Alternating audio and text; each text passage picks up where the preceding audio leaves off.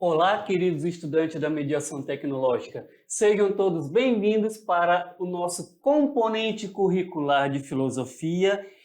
Eu sou o professor Luciano. E eu sou o professor Hélio e estamos aqui com muita alegria para iniciarmos o primeiro ano, não é, Luciano? Exatamente. Olha só, temos novidade, tá, em nossas aulas. Pessoal, durante o decorrer das nossas aulas, iremos tratar sobre diversos assuntos.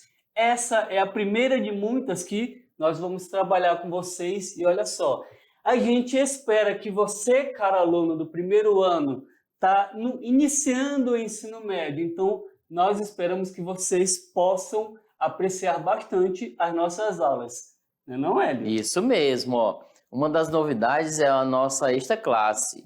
Esta classe esse ano nós vamos fazer integrada, ou seja, interdisciplinar e transdisciplinar com um componente de língua portuguesa e de artes. Olha só, filosofia, língua portuguesa e artes. Vocês vão ver logo logo, hein? E depois, em cada aula, nós teremos um conteúdo, algo inédito, alguma informação a mais nas aulas. Ou seja, é o quadro Você Sabia? Exatamente. Veja, muito legal. Em algumas aulas teremos esse quadro, algo Você Sabia.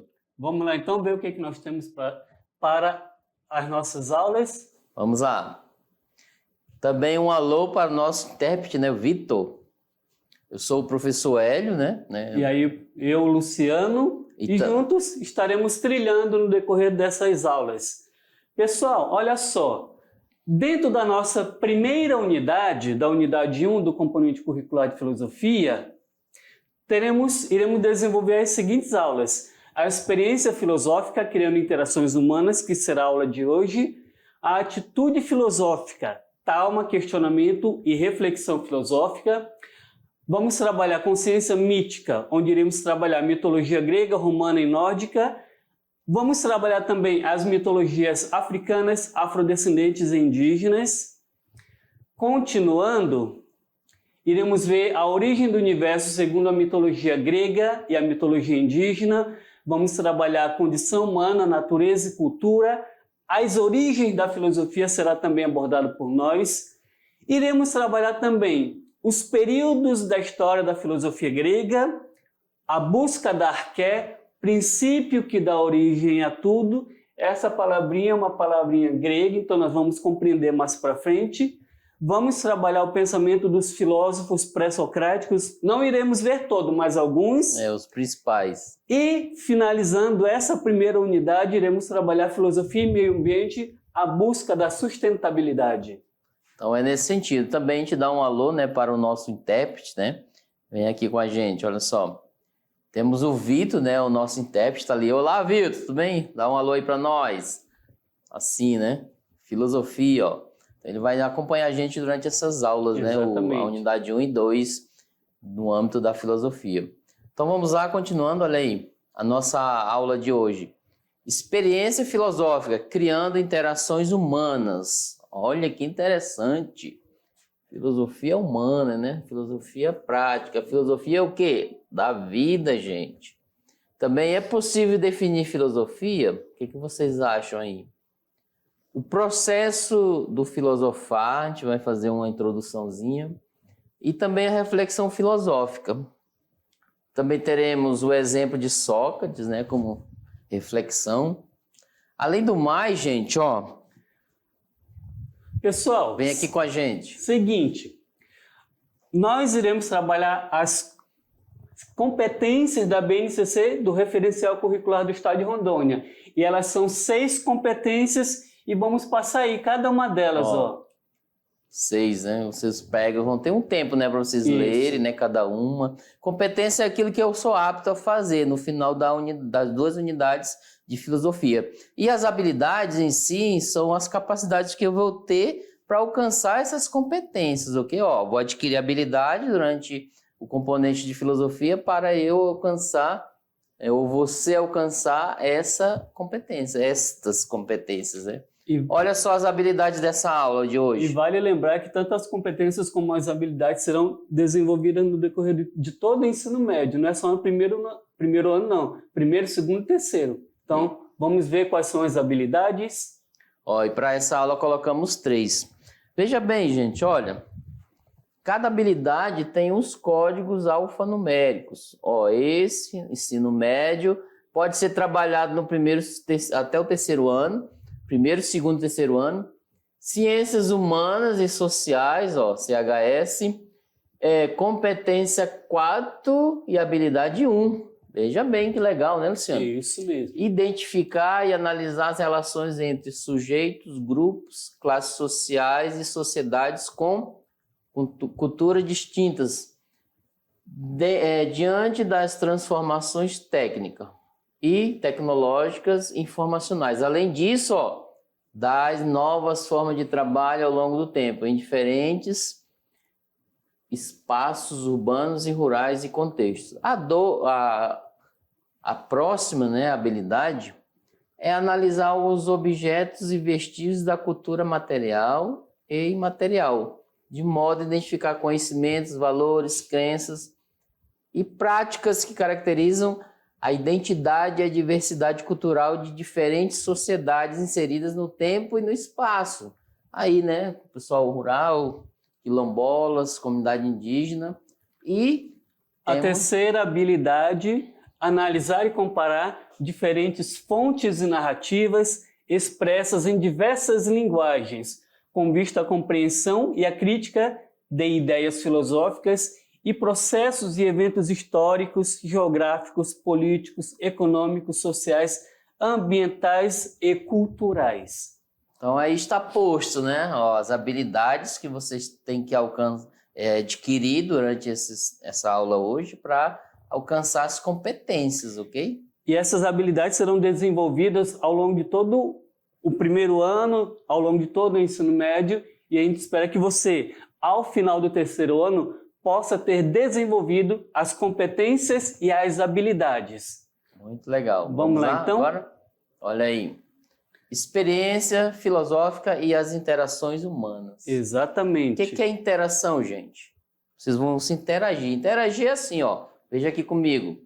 Só para entender um pouco a interação. Eu estou conversando com o Luciano, dando aula, filosofando, explicando, fazendo questionamento. Essa é uma interação, Exatamente. Vocês também na escola, conversando com os amigos, estudando, fazendo algo, se interagem, ou seja, trocando ideias. E vocês vão perceber também que quando a gente fala de filosofia, ela se dá no nosso dia a dia. As interações que vocês têm muitas vezes aí, que a gente vai trabalhar durante a aula, vai mostrar que a experiência filosófica, ela surge das interações humanas. Exatamente. E nós vamos entender o porquê durante essa aula. Vamos lá, olha aí.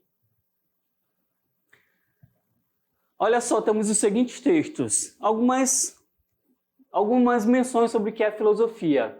A filosofia é igualmente proveitosa aos pobres e aos ricos, mas quando ela é desprezada, ela prejudica igualmente meninos e velhos. Essa frase foi dita por Horácio. Outra frase aqui. Qual de todas as filosofias há de ficar? Não sei. Mas a filosofia, espero que há de permanecer sempre. Dito por Friedrich Schiller. Outra relacionado à filosofia, doce bálsamo contra a desventura. Pessoal, aqui são algumas passagens, alguns ditos feitos por alguns filósofos em relação à filosofia, a importância dela para a vida do ser humano e para o desenvolvimento da sociedade. Assim como a política, filosofia, a todo momento estamos ali. Isso. A todo momento estamos praticando a filosofia. A partir do momento que eu estou raciocinando, estudando para uma avaliação, futuramente a nossa, de filosofia, você está filosofando, ou seja, o filosofar é a prática em si, porque envolve a questão do raciocínio, da análise, da reflexão e etc. Vamos lá, continuando?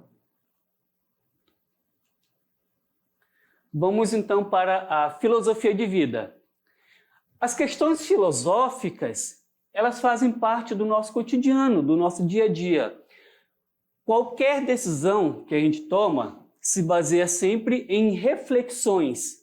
E essas reflexões, elas podem ser de natureza filosófica. Quando eu tenho que tomar uma decisão para a minha vida, e essa decisão que eu vou tomar, ela requer uma reflexão. E essa reflexão, ela pode vir a ser algo de cunho filosófico. Quando paramos para refletir sobre o que é melhor para a nossa vida, estamos fazendo um exercício filosófico. Então, a filosofia de vida é isso, pessoal. Quando a gente para e tem que fazer alguma coisa, tomar uma decisão. Vocês estão iniciando o primeiro ano. Vai vir o segundo, o terceiro. Depois, vocês vão continuar os estudos, vão para a faculdade, o que é que vão fazer? Então, vocês vão refletir sobre isso. Eu quero ir para a faculdade, mas ao mesmo tempo eu terei que trabalhar. E isso também é uma reflexão. Então, dentro desses conceitos, vocês vão começar a analisar o que é bom para vocês, o que vai ser melhor para vocês. Ou seja, vocês vão começar a projetar a vida de vocês. E dentro dessas reflexões entra a filosofia, porque é algo que vocês vão refletir assuntos de cunho filosófico. Filosofia de vida, não é verdade? Exatamente. Então vamos continuar. Quantas vezes você já se perguntou sobre os conceitos de amor, amizade, fidelidade, solidão e até mesmo a morte? Quantas vezes você já se perguntou? Você já discutiu sobre esses assuntos com seus amigos? Ou observou que nem sempre os pontos de vista coincidem, né? São distintos. Às vezes cada um tem uma visão diferente sobre esses assuntos. A disposição para o filosofar decorre do fato de sermos pessoas racionais e também sensíveis, capazes de dar sentido às coisas. Chamamos isso de quê? Filosofia de vida. E a esse filosofar é espontâneo, né, Luciano? Isso, pessoal. É bom lembrar uma coisa. Ali fala sermos pessoas racionais e sensíveis. Na filosofia, quando a gente usa o termo sensível, é porque a gente entra em contato com o mundo, com as coisas que estão aí, através dos nossos sentidos. Então, quando a gente fala nós somos seres sensíveis, é porque nós entramos em contato com o mundo através dos nossos sentidos. Audição, visão, tato, paladar e olfato. Ou seja, é a partir desses sentidos que a gente entra em contato com as pessoas, com os animais, com a natureza, ou seja, com o mundo e com o universo. Então, por isso que a gente fala na filosofia, nós somos seres racionais e seres sensíveis.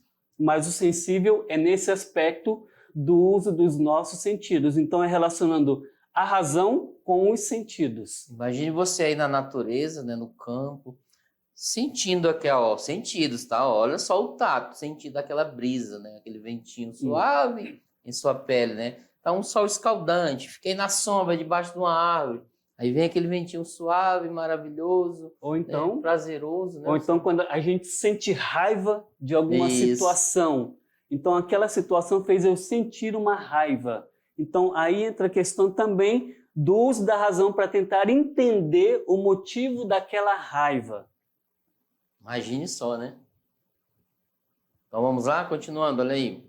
É possível definir filosofia? Será que é possível, pessoal? Vamos tentar verificar se é possível ou não. A filosofia, mais do que qualquer outro campo do saber, apresenta sérios problemas de conceituação. Olha só. Se experimentarmos perguntar a um médico, ou então a um biólogo, a um advogado ou a um psicólogo, o que é respectivamente a medicina, a biologia, o direito, a psicologia, com certeza obteremos respostas claras e objetivas. Cada um vai falar sobre a sua área de conhecimento. Só que se perguntarmos a um filósofo o que seja a filosofia, certamente as respostas serão bastante complexas e longas. Vamos entender o porquê. Segundo um pensador, a filosofia é importante e, ao mesmo tempo, ela não deve ser desprezada. Já para outro, a filosofia ela é completamente inútil. Ó, aqui já temos duas visões. Para alguns, o filósofo tem a missão imprescindível a desempenhar na sociedade, enquanto que para outros vem o filósofo como um sonhador, incapaz de distinguir entre realidade e ilusão. E aí, quem que tem razão? O que é a filosofia? E por que existe tanto desacordo a seu respeito? O que torna a filosofia diferente dos outros campos do saber? E aí? Olha só, queridos, é uma coisa que eu já ouvi muito. Vem aqui com a gente, ó. Já ouvi muito de estudante ao longo da sala de aula. A gente ouve isso com frequência. Para que, professor, filosofia? Para que estudar filosofia? Qual a importância dela para a minha vida? Não é não? Muito raro você encontrar já de início, entrou na sala no primeiro dia de aula, um estudante dizer, professor, eu gosto muito de filosofia, é muito legal, uma disciplina que me dá, abranger o meu conhecimento, minha visão de mundo, de pessoas. Que me faz refletir, né? Sobre determinados jamais assuntos. Encontrei isso em sala de aula. Agora, com vocês é diferente, não é verdade? Porém, a partir do momento de um mês de aula ali, já tem estudantes já falando diferente. Uhum. Em vez de ele questionar, para que filosofia? Não, ele vai dizer, olha, filosofia ajuda muito.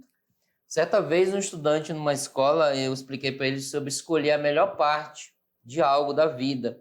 As coisas simples, né? Estar com o pai, com a mãe, um diálogo, etc. Aí no final do ano ele veio correndo, passou, né? E disse, professor, eu escolhi a melhor parte, aquilo que você falou. Então nesse sentido, a filosofia vai trabalhar isso, com a sensibilidade racional do ser humano no ambiente que ele convive, sociável, né? E o nosso objetivo aqui, pessoal, é fazer com que vocês percebam a importância da filosofia, tanto enquanto uma disciplina, um componente curricular que vocês irão perpassar ao longo de todo o ensino médio e também chegarão na faculdade e irão ter filosofia, mas também a importância dela para a vida de cada um de nós. Viu que nós falamos no nosso componente, na nossa descrição dos conteúdos? Desde o início da filosofia, sua importância, a origem, etc., até na filosofia ambiental. Exatamente. Né? Vamos analisar o meio ambiente, porque é uma questão, é um problema a ser analisado. Então, os filósofos estão aí para fazer esse questionamento e descobrir, né, uma saída plausível, no sentido de teórico, né, às vezes colocar em prática isso. E vocês vão nos ajudar, né, Luciano? É o que esperamos. Então, vamos continuar na aula, então? Vamos lá? Geralmente, definimos um campo do conhecimento, né, identificando o que é estudado nele. Geralmente é isso. Ou seja, o que se chama de objeto de estudo, aquilo que eu vou analisar, estudar. Você está aqui, então o objeto está aqui. Eu vou ter uma visão, buscar tudo sobre o objeto. Por exemplo, a biologia é a ciência que estuda os seres vivos. Pronto, ali a tábua, né? Sociável, etc. A sociologia é a ciência que estuda as sociedades e as relações entre os seres humanos. Está lá a professora... Maurício e a Lucy. Isso. Não, sociologia, desculpa. Desculpa, a Dani Maia e a Elisângela Ferreira. Está aí, ó. Já na matemática, é a ciência que estuda os números e as formas e assim por diante, né? O professor Maurício e a Lucy agora. Então, gente, vai na física, história, por assim diante, na geografia. Com a filosofia, porém, acontece algo singular. Singular que é objetivo, subjetivo, etc. Ela não tem objeto de estudo próprio. Veja bem essa afirmação, né? E nós vamos entender isso ao longo das nossas aulas. Não vai ser já de cara que a gente vai entender tudo isso. Mas olha só, tudo pode ser objeto de indagação filosófica. Ou seja, tudo pode ser trabalhado dentro da filosofia. Deus, quem é Deus? A natureza, as ações humanas e até mesmo o nosso pensamento são temas filosóficos. O próprio vocabulário filosófico, ele é proveniente da língua grega antiga. Philos, ele é traduzido por amor, amizade. E Sofia, ela é traduzido por sabedoria. Então, quando a gente fala filosofia, a gente está dizendo que é um campo do conhecimento que é amigo da sabedoria, amigo do saber. O filósofo é aquele que ama a sabedoria. Então, isso indica claramente a pretensão de abarcar a totalidade dos saberes. A filosofia ela não tem um único objeto de conhecimento, ela abarca vários objetos. Ora, uma disciplina que estuda tudo não tem nada de específico. Se estuda tudo, ela não tem nada de específico. Isso faz com que a definição de filosofia ela se torne uma tarefa difícil. E para piorar as coisas ainda, não existe uma única forma de definir a filosofia. Existem sim várias, e muitas delas são conflitantes entre si. E isso nós iremos ver ao decorrer das nossas aulas, que iremos tratar de assuntos onde um determinado assunto foi visto de várias maneiras, de várias formas, e essas maneiras são totalmente opostas entre elas.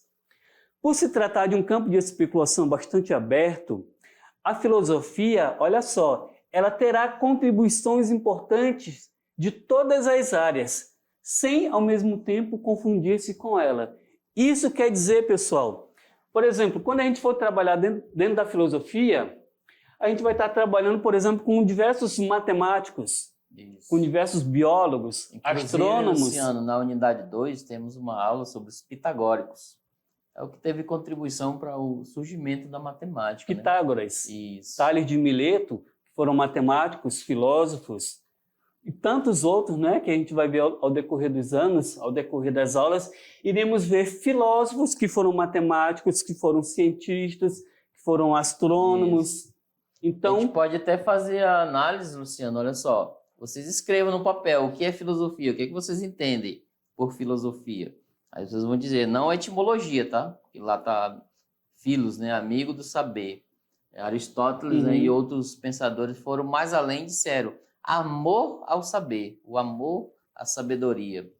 E o símbolo, ó, esse é o Φ do alfabeto grego, né? Φ minúsculo, né? De filosofia. A gente usa um símbolo dela. E vocês vão escrever o que vocês entendem por filosofia. Lá no final da unidade, fazemos essa experiência de novo. Aí vocês vão perceber que vocês vão ter um conceito mais amplo, né? Diferenciado daquele do início. E cada um distinto um do outro. Vamos lá? Vamos adentrar agora no processo do filosofar. Na minha opinião, gente, ó, enquanto professor, essa é a ação, tá? O filosofar é a ação de fazer a filosofia acontecer. Immanuel Kant, né, um pensador, filósofo alemão, assim se refere ao filosofar. Veja bem. Não é possível aprender qualquer filosofia. Nossa! Só é possível aprender a filosofar, o que? A ação. Ou seja, exercitar o talento da razão, gente, o raciocínio, né? Fazendo seguir os seus princípios universais, né, no todo, em certas tentativas filosóficas já existentes, ou seja, né, os pensadores anteriores, tá lá, ó, vamos analisar, mas sempre reservando à razão o direito de investigar aqueles princípios, até mesmo suas fontes, confirmando-os ou rejeitando-os. Aí, pessoal, né, a filosofia ela é típica desse sentido. Só continuar, Luciano, ó, vem aqui com a gente. É nesse sentido, ó, ele te dá o direito de você analisar toda aquela linha de pensamento dos pensadores anteriores, assim como fez Aristóteles no seu período foi o sistemático. Ele pegou as ideias dos pensadores da física anterior a ele e fez um sistema e analisou. Mas nada impediu, né, dele dizer, ó, está certo, está errado, eu concordo. E no caso aí, por exemplo, que nem o Hélio já falou, Kant, ele vai dizer o seguinte, é como se ele dissesse, o Hélio e eu não estamos aqui para ensinar filosofia a vocês. Isso. Não é ver a filosofia como uma disciplina, um componente curricular cheia de conteúdos. Mas o nosso objetivo aqui é fazer vocês a desenvolverem um processo do filosofar, ou seja, de raciocinar, tentar entender como aqueles filósofos pensaram determinados assuntos voltados para a época em que eles estavam. Isso é filosofia, é tentar entender as coisas a partir de um contexto histórico, de uma situação, de um momento da vida e como as coisas foram se dando ao longo e as mudanças que foram acontecendo ao longo de todos os anos. Isso é filosofar. Então a função do Hélio e eu aqui não é ensinar filosofia, mas ajudar vocês a desenvolverem o processo do filosofar, ou seja, de raciocinar. Muito legal. Isso vocês vão usar para decidir as coisas da sua vida, ó. O que vocês vão fazer lá no terceirão, né? Fazer o Enem, né? E qual a minha profissão? O que eu vou ter para o meu futuro? Então é um filosofar, é uma análise. Vamos lá, continuando, olha aí. Na citação de Kant é possível destacar duas expressões.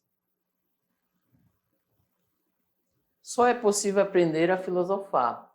E certas tentativas filosóficas já existentes, ou seja, aquilo que já foi pensado por outros pensadores. Exatamente. Aprender filosofia só tem sentido pelo esforço pessoal de que exercitar o talento da razão. Ao estudar o pensamento dos grandes filósofos, cada um pode exercer o direito de refletir por si próprio. Nada impede, eu não sou obrigado a seguir o conselho de Kant, né? De Heidegger, de Aristóteles, Platão. Inclusive, Aristóteles foi aluno de Platão e foi contra o pensamento do seu professor. Mestre. De confirmar ou rejeitar as ideias e os conceitos com os quais se depara. A filosofia é a experiência de um pensar permanente. Olha só, gente. Vocês não vão só exercer a filosofia o aqui, porém sempre, né? Isso. É bom lembrar, pessoal, como o Hélio já falou e a gente vem falando aqui, nós iremos ver várias teorias filosóficas de diversos temas, sobre a cosmologia, sobre a ética, sobre política, sobre religião, sobre mitologia. E dentro dessas teorias que vão surgir, vários filósofos vão pensar de uma forma. E às vezes, por exemplo, o Hélio, ele pensa de um jeito, ele cria uma teoria filosófica que vai ser de um jeito. A teoria que eu posso pensar a mesma coisa, o Hélio e eu podemos tratar sobre o mesmo assunto, só que ele vai tratar sobre uma visão, eu posso tratar sobre uma outra visão totalmente oposta. Só que isso não quer dizer que o Hélio está certo ou o Luciano está certo. Um dos dois vai estar certo. Não é também assim. O importante dentro da filosofia é tentar entender, compreender como os filósofos percorreram todo o desenvolvimento do conhecimento até chegar a uma determinada resposta. Então, na filosofia é isso, é tentar compreender todo o processo do filosofar que aquele filósofo teve sobre determinado assunto. Inclusive, em algumas aulas na frente dessa unidade, eu colocarei alguns textos meus, né? 1 ou 2, para o professor Hélio, ou seja, a minha opinião. E vocês não são obrigados a concordar, né? Vocês têm as suas... e eu poderei, como eu falei, eu posso concordar ou não com a opinião do Hélio. Isso mesmo. Você também, vocês aí poderão também fazer essa distinção. Será que o professor Hélio está correto? Será que o professor Luciano está certo? Eu não concordo muito bem. Mas não é só dizer eu não concordo, você tem que justificar a tua opinião. Tem que ter uma razão, não é só criticar, tá? Não concordo apenas, não, tem que ter algo, é o raciocínio, é o filosofar. Exatamente. Não concordo por causa disso, isso e etc. Ok? Então vamos lá, continuando a lei. Vamos agora para a reflexão filosófica. O que é filosofia? Vamos tentar entender agora isso. Filosofia, essa questão filosófica é uma das mais complexas. Qualquer definição que seja dada, de certa forma, vai delimitar no sentido de estreitar um significado que ele é muito amplo. E na tentativa de delimitar, de dizer o que é filosofia, vamos examinar a proposta do filósofo brasileiro Dermeval Saviani, que ele vai conceituar a filosofia como uma reflexão radical, rigorosa e de conjunto sobre os problemas apresentados pela realidade. Olha só, tem 3 palavrinhas-chave lá. a filosofia ela é radical. Por exemplo, a filosofia das ciências examina os pressupostos do saber científico. É ela que reflete sobre isso que a ciência, né? Como a ciência se distingue da filosofia e de outros tipos de saber. Quais são as características também dos diversos métodos científicos e qual a dimensão da verdade das teorias científicas e assim por diante. Então essa é a radicalidade, né? O método é um pensador, né? Norberto Bobbio, ele disse que é um rigor, né? Rigor científico. Temos que ter, gente, ó, temos que ter esse rigor, não evitar até fakes, né? Informações falsas. Agora vamos entender por que a filosofia ela é rigorosa.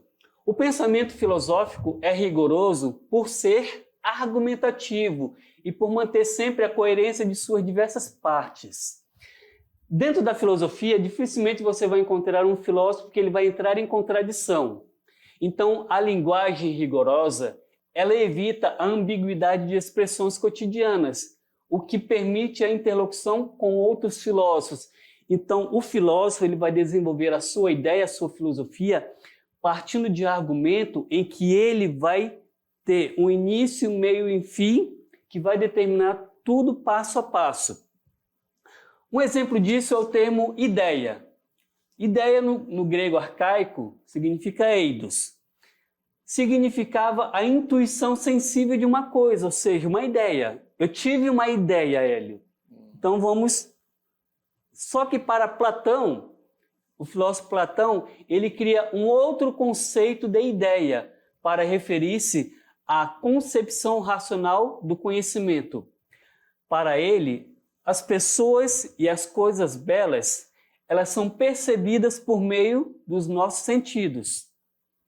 No entanto, a beleza, ela é uma ideia pela qual ela é compreendida a essência, ou seja, aquilo que faz uma coisa ser bela. Então aqui já temos uma outra definição do conceito de ideia. Agora o conjunto, né? A filosofia é um tipo de reflexão totalizante, veja bem. De conjunto, porque examina os problemas relacionando diversos aspectos entre si, né? Vários pontos. O objetivo da filosofia é tudo, porque nada escapa a seu interesse. Veja bem, nada, né? O filósofo se debruça sobre assuntos tão diferentes como a moral. A moral tem várias questões, né? A política, a ciência, a mitologia, a religião, o cômico, né? A arte, a técnica, a educação e tantos outros temas. Daí o caráter transdisciplinar. Ó, aqui vai acontecer a nossa esta classe, né? Ó, da filosofia, ao estabelecer o elo entre as diversas expressões do saber e do agir humano, né? É que nem aquela questãozinha. Eu posso perguntar para o Hélio, Hélio, que horas são? Aí o Hélio, em vez de me responder a horas, ele vai dizer, Luciano, o que é o tempo? Isso. Por que existe horas? De uma questão... Somos subordinados a isso, né? De uma pergunta tão simples, que horas são, o Hélio pode adentrar no campo filosófico. Mas o que é o tempo? A gente pode até perguntar para o nosso amigo Vitor, né? E aí, diz aí, Vitor, o que é o tempo, né? Ele vai responder para nós. E aí?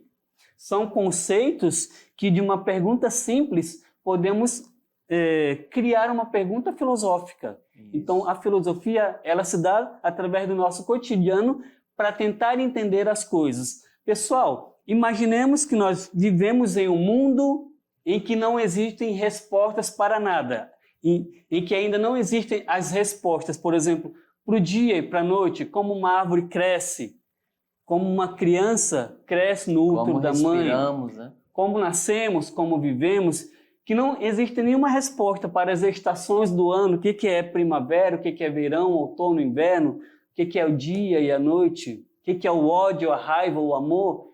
Vamos tentar imaginar uma sociedade em que essas respostas ainda não existem para essas perguntas.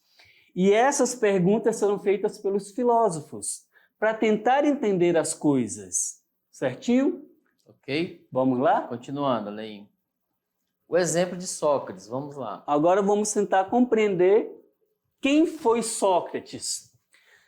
O filósofo Sócrates nasceu em 470 e faleceu em 399 a.C. Ele nasceu e viveu em Atenas, na Grécia Antiga. Dizem que ele era uma pessoa feia, um homem feio. No entanto, quando falava, existia um grande fascínio sobre os seus interlocutores. Ou seja, quando Sócrates abria a boca, todos paravam para ouvi-lo.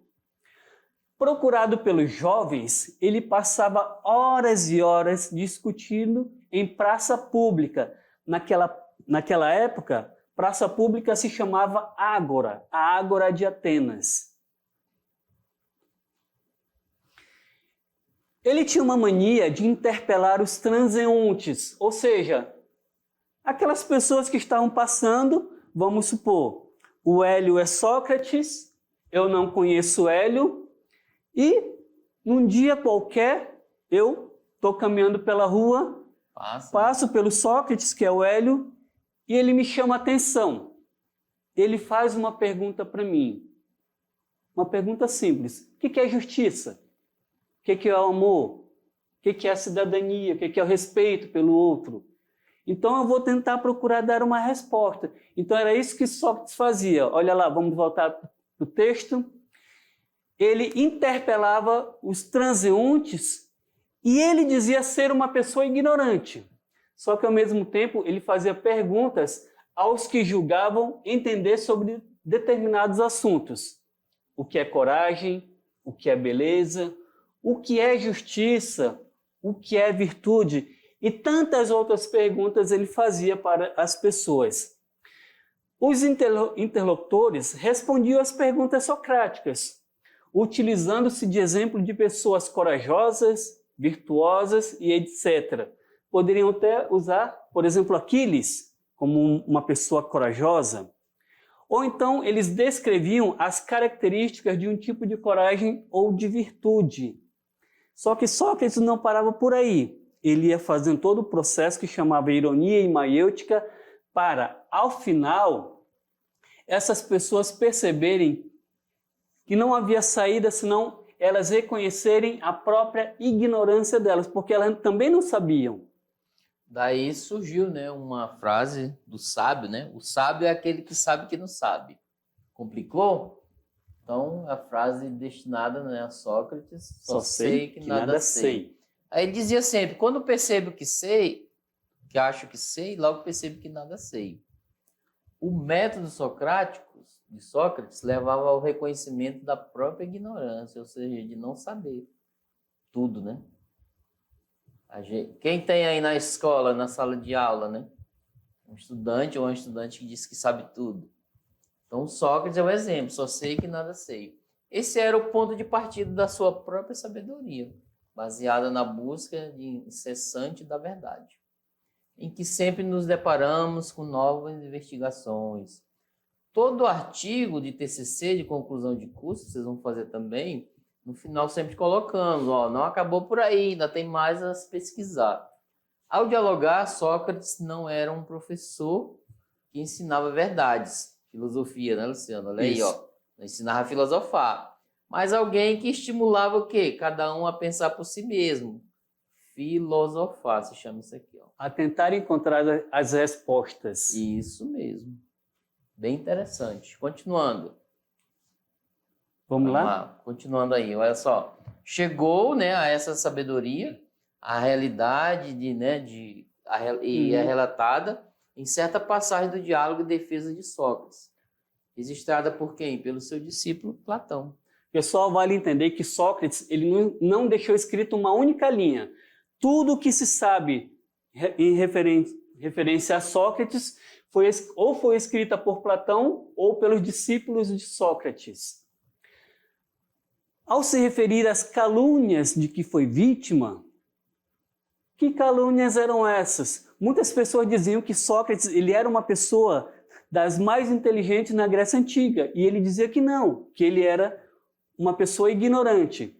Então, Sócrates ele se lembra da ida ao templo de Apolos, de Apolo em Delfos, local onde as pessoas consultavam o oráculo para saber sobre assuntos religiosos, políticos ou sobre o futuro. Então o oráculo era o sábio, aquela pessoa que conseguia desvendar o futuro e dar as respostas aquelas pessoas. Quando seu amigo Querofonte consultou ao oráculo Apítia, indagava se havia alguém mais sábio do que o seu mestre Sócrates. Então, Querofonte perguntou se em toda a Grécia havia alguém mais sábio do que Sócrates. E Querofonte ouviu uma resposta negativa. Não existe ninguém mais sábio do que ele. Então, surpreso com essa resposta, Sócrates ele resolveu investigar por si próprio aqueles que se diziam sábios. Assim relata Platão. Vamos ver brevemente. Fui ter com um dos que passam por sábio, porquanto se havia lugar, era ali que, para rebater o oráculo, mostraria ao Deus. Eis aqui o mais sábio que eu, quando tu disseste que eu era. Submeti a exame a essa pessoa. É desnecessário dizer o seu nome, mas ele era um dos políticos da sociedade. Eis, atenienses, a impressão que me ficou do exame da conversa que tive com ele. Achei que ele se passava por sábio aos olhos de muita gente, principalmente aos meus próprios, mas ele não era. Meti-me então a explicar-lhe que supunha ser um sábio, mas não era. A consequência foi tornar-me odiado por ele e por muitos dos circunstantes. Ao retirar-me, ia concluindo de mim para comigo. Mais sábio do que esse homem, eu sou. É bem provável que nenhum de nós sabia nada de bom, mas ele supõe saber alguma coisa e não sabe, enquanto eu sei que não sei, tampouco suponho saber. Parece que sou nadinha mais sábio que ele, exatamente em não supor que sabia o que não sei. Daí fui ter com outro, um dos que passam por ainda mais sábio, e tive a mesma impressão. Também ali me tornei odiado por ele e por muitos. Pessoal, então Sócrates ele foi tentar identificar pessoas na Grécia Antiga que ele e outras pessoas supunham serem sábios e que na verdade não eram. E onde Sócrates ele reconhece a própria ignorância e reconhece que ele também, querendo ou não, era um sábio, mas ele se dizia não ser sábio. Por isso a máxima, né? Só sei que nada sei. Exatamente. E olha só, não saiam daí não, tá? Continuamos com a nossa aula. Tchau, tchau. Até breve.